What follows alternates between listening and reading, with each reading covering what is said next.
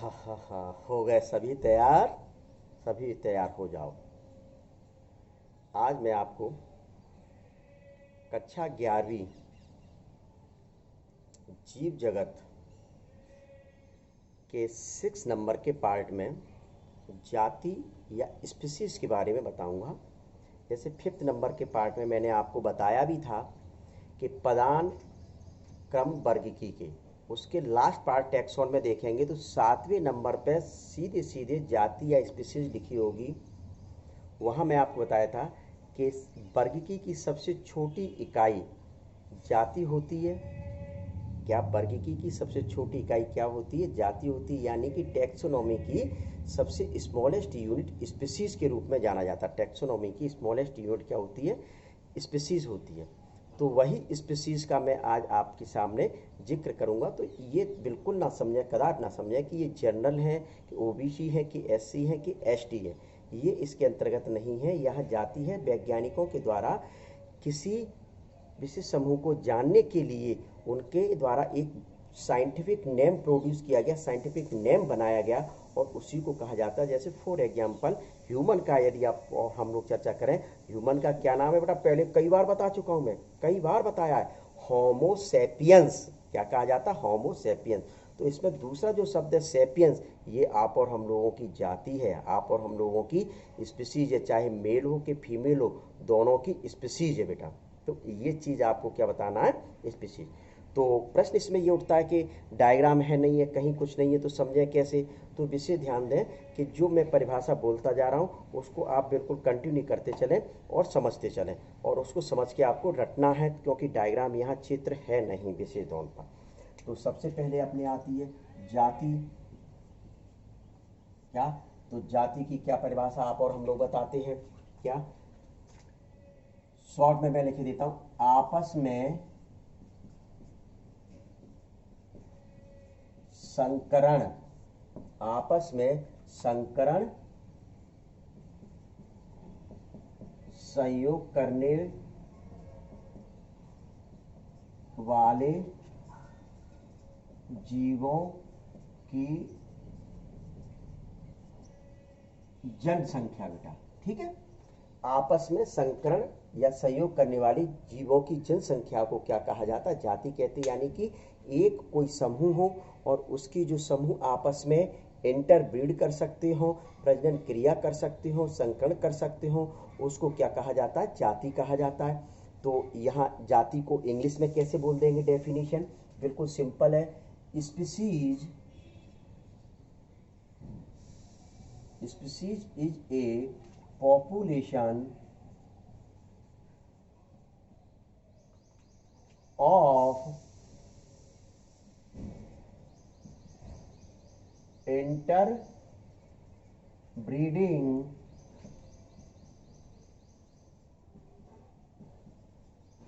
individual। ठीक है?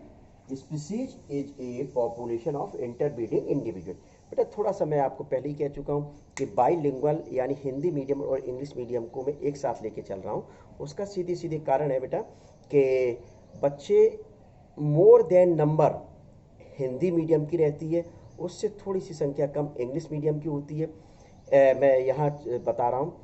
लेकिन सबसे सही बात यह है कि यदि आप दोनों चीज़ को लेकर चलेंगे तो इंग्लिश मीडियम वाले बच्चों की कुछ ऐसे वर्ड होते हैं जो हिंदी में सही ढंग से समझ सकते हैं, और हिंदी मीडियम वालों के लिए कुछ ऐसे शब्द होते हैं जो इंग्लिश में उनको अच्छे ढंग से सुना होगा।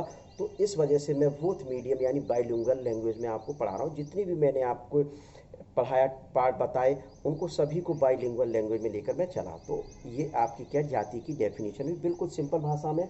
आपस में जो संकरण कर लेते हो वह जो समूह है वह समूह क्या जाति कहलाता है। तो वही कह दिया, species is a population of interbreeding individual. Clear बेटा? ये डेफिनेशन। अब आता है इसके टाइप्स। तो टाइप्स देखें, प्रकार बेटा ये तो आप जानते ही हैं, प्रकार हिंदी मीडियम वाले। हाँ, तो इसमें फर्स्ट जो आता है वो क्या आता है? एलोपैट्रिक। एलोपैट्रिक। तो एलोपैट्रिक का बेटा क्या मतलब होता है? तो ये ध्यान से समझ लें कि एलोपैट्रिक क्या होता है। एक एक जाति, 4 प्रकार की जाति होती है, एलोपैट्रिक, सिवलिंग, सिम्पैट्रिक और पॉलीटिपिक। एक एक को मैं लिखता चलूंगा, मिटालता चलूंगा, ध्यान से सुनते चलना। तो सबसे पहले एलोपैट्रिक। एलोपैट्रिक में क्या, भौगोलिक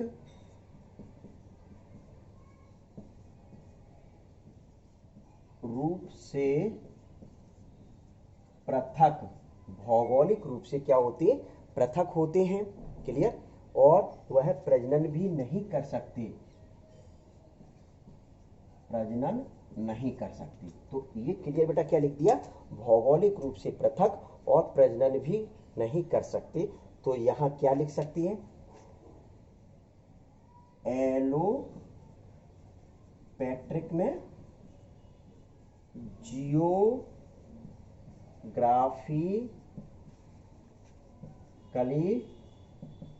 डिफर। सीधे सीधे इतना तो, जब इंग्लिश मीडियम वाले बच्चे, तो हिंदी ऐसा तो है नहीं कि हिंदी पढ़ ही नहीं पाते, उनको ट्रांसलेट कर लो, वो इंग्लिश मीडियम में हो गया, क्या इंग्लिश मीडियम में हो गया, क्या प्रॉब्लम है। और can not breed, can not breed, सीधे सीधे सिंपल भाषा में लिख दिया, कैन नॉट ब्रीड, क्लियर। पहला पॉइंट तो ये हुआ। दूसरा पॉइंट आता है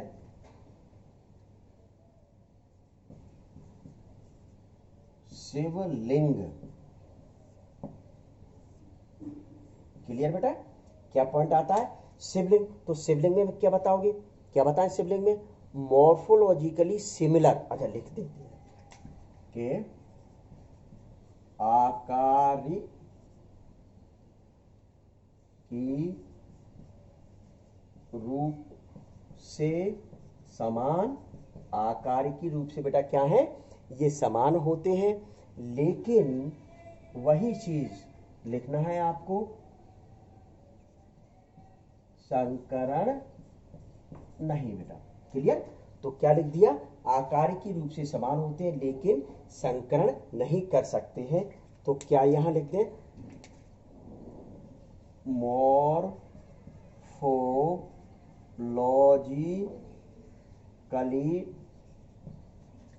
सिमिलर, मॉर्फोलॉजिकली सिमिलर। और ऊपर का क्या, कैन नॉट, वही परिभाषा रट लो, कैन नॉट ब्रीड। ये तो बार बार कहीं रटना ही नहीं है बेटा, झंझट खत्म, ठीक है ना। ये तीसरा क्या आता है बेटा, सिम्पैट्रिक। अच्छा तो ये लो, ये भी शिवलिंग, ये हो गया। तो देखिए क्या बेटा बताना है इसमें, सिम्पैट्रिक में क्या आएगा कि एक ही प्रदेश में, क्या एक ही प्रदेश में रह रहे हैं लेकिन किन्हीं पारिस्थितिक कारण से, इकोलॉजिकली रीजन से वो भिन्न हो जाते हैं, क्या एक भिन्न हो जाते हैं। तो लिख दें, चलो, एक ही प्रदेश में, एक ही प्रदेश में रहते हो लेकिन पारिस्थितिक कारण से भिन्न, पारिस्थितिक कारण से क्या होते हो, भिन्न होते हो। क्या होते हो बेटा, भिन्न होते हो। तो वह क्या कहलाती, सिम्पैट्रिक। ये संकरण प्राकृतिक रूप से नहीं कर सकते लेकिन कृत्रिम रूप से कर सकते हैं। तो प्राकृतिक संकरण नहीं, विशेष ध्यान रखें, कृत्रिम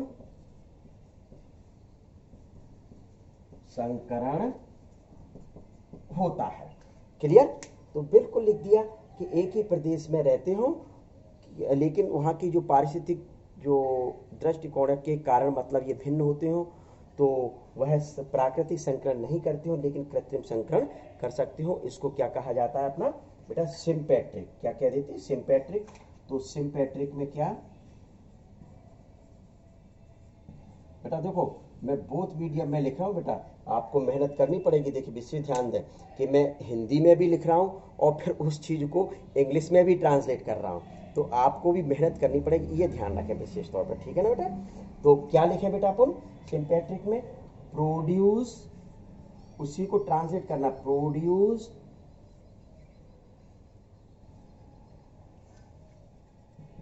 क्या बेटा, produce a region due to, कौन सा रीजन बताया, पारिस्थितिक को क्या कह सकते हैं, इकोलॉजिकली, इकोलॉजिकली क्या, इकोलॉजिकली कॉजेज, इकोलॉजिकली देखो पारिस्थितिक कारण, तो क्या लिख दिया, इकोलॉजिकली कॉजेज, क्या इकोलॉजिकली कॉजेज। अब क्या आएगा, मैंने बताया था यहां क्या लिखा, प्राकृतिक संकरण नहीं, तो इसको क्या कर देंगे, कृत्रिम संकरण होता है, तो नेचुरल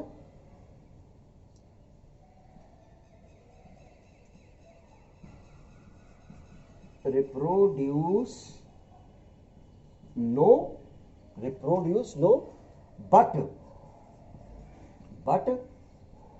artificially, ये लिखा है तो एडजस्ट कर दो, ये वाला नहीं, यहां तक एडजस्ट कर दिया यहां तक, ठीक है। ये तो सीधे सीधे produce a region due to ecologically causes, मतलब कोई एक स्पीसीज, इस जगह मतलब ये ध्यान रखना क्या प्रोड्यूस है, स्पीसीज, मतलब कोई ऐसी जाति उत्पन्न होती हो जो पारिस्थितिक या इकोलॉजिकली कारण से डिफर होती हो, क्या, और प्राकृतिक संकरण नहीं कर सकते लेकिन वह कृत्रिम संकरण कर सकते हैं, तो उसी को क्या कहा जाता है, सिम्पैट्रिक कहा जाता है। क्या कहा जाता है बेटा, सिम्पैट्रिक कहा जाता है।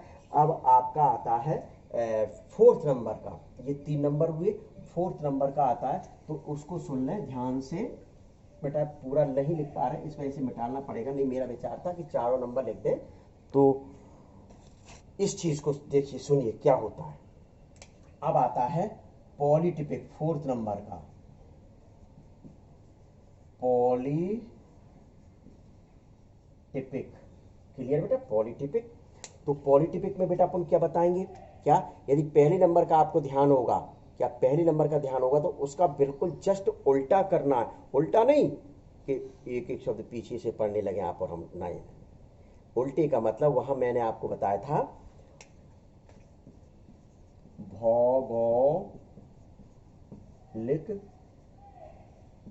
रूप से भिन्नता के कारण, क्या, भिन्नता के कारण या पृथक, और लेकिन क्या भौगोलिक रूप से भिन्नता के कारण उत्पन्न होते, वहां भी लिखा था, यहां भी लिखा था, वहां लिखा था मैंने, यदि ध्यान होगा, प्रजनन नहीं कर सकते लेकिन ये प्रजनन, या नीचे संकरण लिख दें जिससे आपकी समझ में आ जाए बेटा, कर सकते, ठीक है, तो ये मतलब लिख दिया गया। तो देखिए पहला नंबर ध्यान में रखना, पहले नंबर का फर्स्ट जो लाइन है वो तो सिमिलर है, लेकिन वहां रिप्रोड्यूस नहीं होता था लेकिन यहां रिप्रोड्यूस होता है, ये उल्टे का तात्पर्य था। तो ठीक है बेटा, तो इसमें सीधे सीधे पॉलीटिपिक, तो भौगोलिक को क्या कहते हैं, जियोलॉजिकली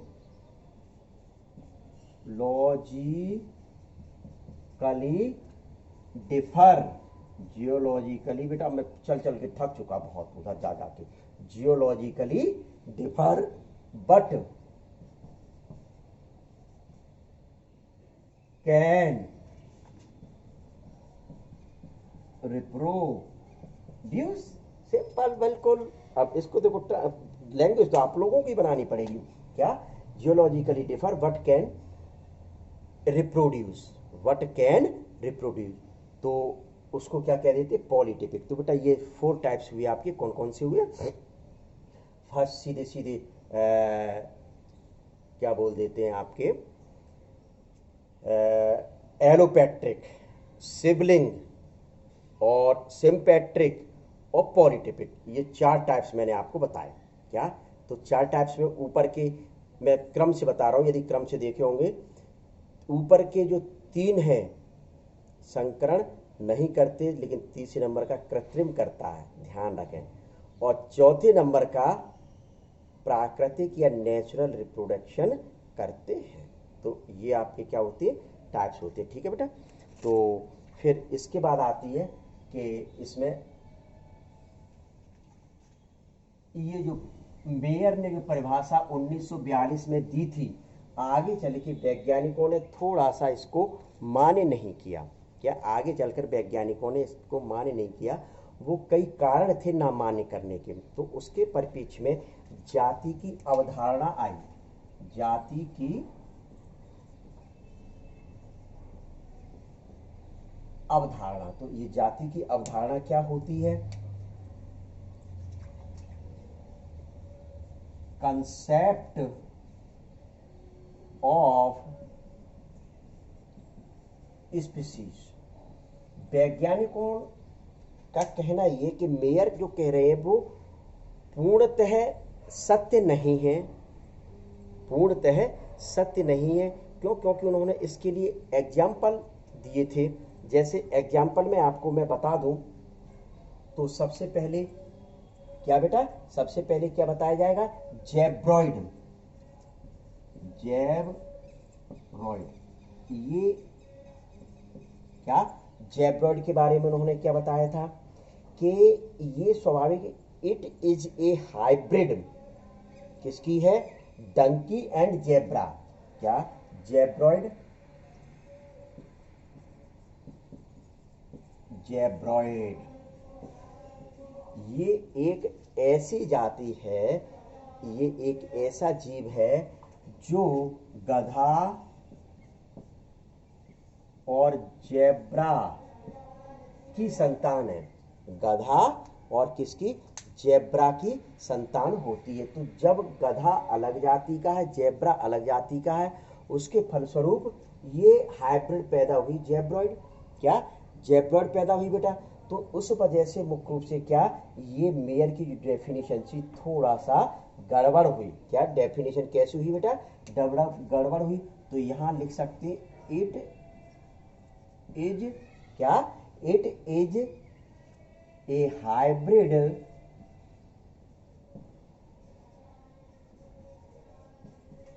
डंकी एंड जेब्रा।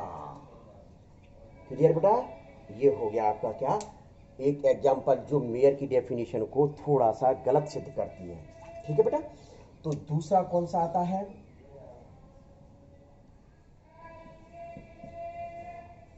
टिग्लॉइन। कौन सा बेटा आता है दूसरा, टिग्लॉइन। तो टिग्लॉइन के बारे में क्या बताया जाता है कि जो यहां सिंह, क्या, ये मैंने क्या लिखा बेटा, ये सिंह लिख दिया। क्या लिख दिया, सिंह। और यहां क्या लिख दूं, बाघ। क्या लिख दूं बेटा, बाघ लिख दूं। क्लियर। तो अब इनको क्रॉस कराया जाए तो इसमें ये देखो मेल फीमेल कौन है, क्या, तो ये तो मादा, क्या, मादा सिंह और नर बाघ को लेकर क्रॉस कराया जाए तो उसके फलस्वरूप जो संतान उत्पन्न होती है उसको टिग्लॉइन कहते हैं। उसको क्या कहा जाता है बेटा, टिग्लॉइन कहा जाता है। तो लॉइनेस, लॉइनेस का मतलब ही होता है मादा। बेटा ये ध्यान दें, लॉइनेस का मतलब क्या होता है बेटा, मादा होता है। And tiger, clear. क्या, उसकी जो संतान उत्पन्न हो रही है वो कौन सी होती है, वह संतान कौन सी होती है, टिग्लॉइन कहलाती है। क्या कहलाती है बेटा, टिग्लॉइन। अब एक इसी प्रकार से और एग्जाम्पल दिया था वैज्ञानिकों ने, लाइगर। क्या नाम दिया था, लाइगर। तो यहाँ थोड़ा सा मुझे ध्यान नहीं रहता है, लेकिन जब स्टूडेंट इशारा करते हैं, कहते हैं sir English medium, English medium, तो मेरे को ध्यान आ जाता है। तो पहले से ही अपन यदि लिख दें, क्या पहले से ही लिख देते हैं तो बेटा क्लियर, ये क्या लिख दिया अपन ने, लाइगर, ठीक है। तो लाइगर में क्या होता है, इसका जस्ट उल्टा करना है। इसका क्या करना है बेटा, उल्टा करना है। वैसे ही तो उल्टा क्या कर दें, क्या उल्टा क्या कर दें, ये कैसा था, ये फीमेल है और ये नर है। तो अब यहाँ इसको क्या ले लें, लिख दें नर सिंह। सिंह कैसा लिया, नर लिया। और ये जो नर बाघ लिया था वह क्या ले लें, मादा बाघ। ठीक है, तो ये की संतान लाइगर कहलाती, इन दोनों से मिलकर बनी जो संतान। तो यहाँ इसको क्या लिखेंगे, मेल लॉयन विशेष। ये नहीं लिख दें लॉयन, गड़बड़ हो जाएगा, नहीं तो फीमेल आ जाएगी। और ये मादा बाघ लिखा था, तो एंड टाइगरिस। यहाँ इस टाइगर होता है सामान, तो यहाँ ये लगा दिया, तो ये क्या बन गया बेटा, टाइग्रिस यानी मादा। इन दोनों को मिलाने पर जो संतान पैदा होती है वह क्या कहलाती है, लाइगर कहलाती है। क्या कहलाती है बेटा, क्या कहलाती है, लाइगर कहलाती है। एक एग्जाम्पल और दिया था, क्या, मुल। काय का बेटा एग्जाम्पल दिया था, काय का दिया था, मुल का। तो इसमें क्या बताना है, नर गधा। क्या बोल रहे बेटा, नर गधा और मादा, घोड़ी बोल दे, घोड़ा बोलेंगे तो वो मेल हो जाएगा। और मादा घोड़ी, तो मादा लिखो या ना लिखो कोई फर्क नहीं पड़ता है। ठीक है ना बेटा। तो यहाँ अपन क्या लिखते हैं, मेल डंकी और फीमेल हॉर्स। इससे क्लियर हो गया, ये हॉर्स मतलब आपका क्या, घोड़ा से रिलेटेड। तो वही घोड़ी के आगे मादा लिखने की जरूरत नहीं, इंडिकेशन है, घोड़ी इज फीमेल। घोड़ी क्या होती है, फीमेल होती है। तो मेल डंकी और फीमेल हॉर्स, इन दोनों को जब इंटरब्रीड कराया जाता है, क्रॉस कराया जाता है, तो उसके फलस्वरूप जो संतान उत्पन्न हुई उसको वैज्ञानिकों ने नाम दिया मूल। तो ये 4 एग्जाम्पल ये अवधारणा प्रस्तुत करते हैं कि वास्तव में मेयर ने जो 1942 में जो परिभाषा दी थी कि जाति का एक ऐसा समूह जो इंटरब्रीड कर सकता है, उसी को मतलब उसी को क्या कहा जाता है, जाति कहते हैं। मतलब जाति से रिलेटेड है कि जनसंख्या का वह समूह जो आपस में इंटरब्रीड करता है उसी को क्या कहा जाता है, जाति कहते हैं। लेकिन इन 4 उदाहरण से, एग्जाम्पल से ये परिभाषा थोड़ा सा गड़बड़ कहीं होती है। तो इसके परिप्रेक्ष्य में साइंटिस्ट ने ये कहा कि हम समय समय पर कहा कि ये परिभाषा थोड़ा सा सही है। तो वो परिभाषा जो है वो थोड़ा सा आपके मतलब कंसेप्ट ऑफ जो स्पीसीज है वो 3 टॉपिक थे, 3 तरीके से मतलब समझाए गए थे। तो इन उदाहरणों को देखिए कौन कौन से फर्स्ट थे। देखिए, तो फर्स्ट जो है कौन सा है बेटा, आकारिकी अवधारणा। क्या, ये वैज्ञानिक लीनियस या उनके जो समकक्ष थे, क्या, लीनियस या उनके जो समकक्ष वैज्ञानिक थे उन्होंने ये परिभाषा दी थी। इनका कहना ये था बेटा कि ऐसा समूह जंतुओं का, जीवों का जो समान होता है, क्या, ऐसा समूह जीवों का जो समान होता है उसको क्या कहा जाता है, आकार की अवधारणा।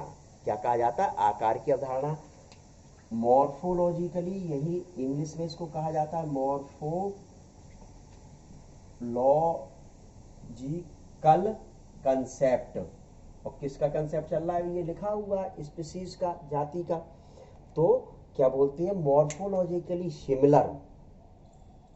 क्या, the similar group of morphologically of organism are called morphologically concept. ये जो दिया था वो लीनियस और लीनियस के समकक्ष जो उस समय साइंटिस्ट थे उन्होंने ये कहा था। ये पहली। दूसरा जो था आपका, फर्स्ट ये हुआ बेटा। दूसरा पॉइंट कौन सा आता है, बायोलॉजिकली, जैव वैज्ञानिक अवधारणा या बायोलॉजिकली।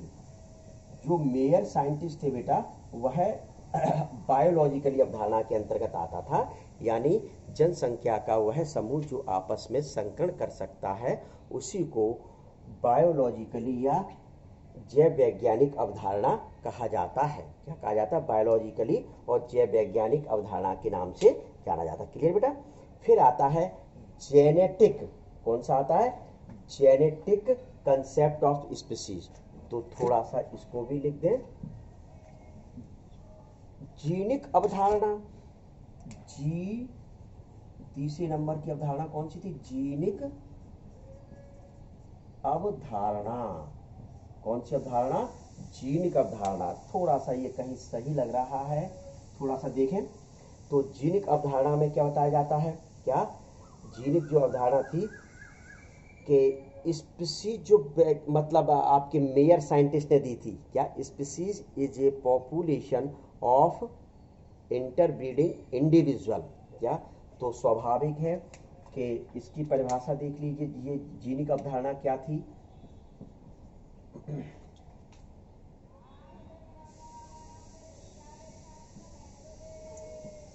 जनसंख्या का वह समूह जो संकरण या संयोग करता है। ये बेटा क्या थी? मेयर की डेफिनेशन थी। ये किसकी थी? मेयर की परिभाषा थी जाति की। इसी में लेकिन यहां जीनिक अवधारणा में क्या जोड़ दिया? किंतु उस समूह का, उस समूह का क्या बेटा? उस समूह का जीन पूल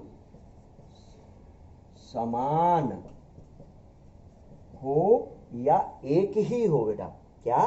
जो मेयर की डेफिनेशन थी उसमें केवल ये लिख देना है कि जीन पूल कैसा होता हो? एक जैसा होता हो। जीन पूल कैसा होता हो? बेटा एक जैसा होता हो, तो उसकी परिभाषा चल जाएगी। तो यहाँ कंसेप्ट इंग्लिश में क्या कहेंगे? जेनेटिक। क्या? Genetic concept. क्या नाम दिया गया बेटा? Genetic concept. तो इंग्लिश में इसको क्या कह दिया जाएगा? मैं बोले देता हूँ बेटा, तो थोड़ा सा ध्यान दें। Species is a population, species is a population interbreeding individual, यानी कि interbreeding individual but common gene pool. इससे ध्यान रखना, मैं परिभाषा पहले इंग्लिश में लिख चुका हूं, यहां मैं एक चीज लिखूंगा, common gene pool. Common gene pool यदि ये समान है तो वास्तव में मुख्य रूप से ये क्या होती है? जीनिक कंसेप्ट होता है। क्या होता है? जीनिक कंसेप्ट होता है। तो ये 3 कंसेप्ट दिए गए थे साइंटिस्ट के द्वारा। फर्स्ट कौन सा था? आकारिकी या मॉर्फोलॉजिकली। क्या? सेकंड था जैव वैज्ञानिक या बायोलॉजिकली। और थर्ड जो था वह कौन सा था? जीनिक या जेनेटिक। तो इसमें आपको ये ध्यान में रखना है कि वास्तविक तौर पर जो मतलब सही डेफिनेशन है वो कौन सी है? तो वही है कि मेयर के द्वारा ये दी गई सही है, लेकिन कुछ एग्जाम्पल जो पीछे बताए गए थोड़ा सा गड़बड़ हो गया, उसमें कर दिया कॉमन जीन पूल। क्या कर दिया गया बेटा? Common gene pool. तो ये बेटा आपको क्या पढ़ना है? जाति के बारे में। ये क्या पढ़ना है बेटा? जाति के बारे में पढ़ना है। इतना आप मतलब अब जो अगला टॉपिक आएगा उसमें मैं आपको सब स्पीसीज और वेराइटीज़ के बारे में बताऊंगा। ठीक है बेटा? Have a nice day. Good day बेटा। पढ़ाई करते रहें बेटा। ठीक है?